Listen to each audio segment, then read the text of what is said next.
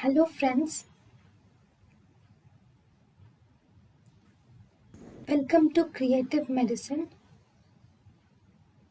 In this lecture, we will learn about. Hello friends, let us now learn some important points about AV type of incommitant squint.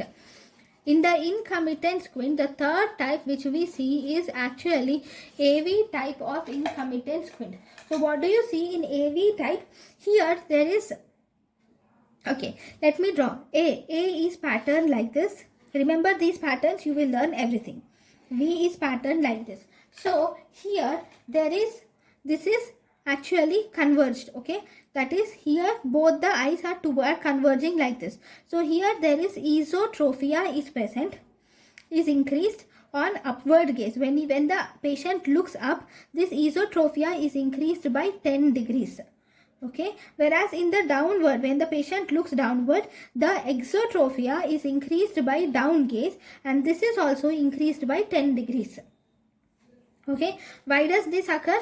This occurs whenever the superior oblique is acting more, that is overaction of superior oblique, and underaction of inferior oblique will result in a type of incommitant squint.